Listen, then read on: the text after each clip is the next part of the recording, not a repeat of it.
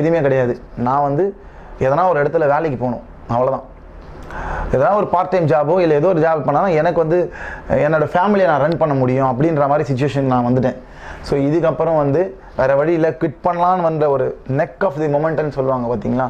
So அந்த ஒரு மொமெண்ட்டில் வந்து எனக்கு வந்து ஒரு opportunity, TV shows, YouTube channel, இந்த மாதிரியான ஆப்பர்ச்சுனிட்டி. ஒரு யூடியூப் சேனல் மூலமாக ஒரு vlog மாதிரி பண்ணுறாங்க. ஸோ ரீசெண்டாக தான் பண்ணியிருந்தாங்க. அதுலேருந்து அதாவது 3 வருஷம் நான் வந்து லாக்டவுனில் பட்ட கஷ்டத்தில் நான் 3 வருஷம் பின்னாடி போயிட்டேன். பட் அது வந்து பார்த்திங்கன்னா 3 மாதத்தில் நான் வந்து முன்னாடி வந்துட்டேன்னு சொல்லலாம். அந்த 3 மாதத்தில் அதெல்லாம் ரெக்கவர் பண்ணிட்டேன். ஸோ இப்போ வந்து என்னால் திருப்பியும் என்னால் எல்லாமே பண்ண முடியும் அப்படின்ற ஸ்டேஜுக்கு நான் இன்றைக்கி வந்திருக்கேன்னா யூடியூப்பும் ஒரு காரணம் சொல்லலாம். ஸோ அந்தளவுக்கு இப்போ வந்து டெக்னாலஜி வந்து இம்ப்ரூவ் ஆகிடுச்சு. ஸோ என்னை வந்து நிறைய பேருக்கு தெரியறதுக்கு ரீசன் என்னென்னா, இப்போ நான் வந்து போயிட்டு இப்போ கற்றுக்கலாம் அப்படின்னு போக முடியாத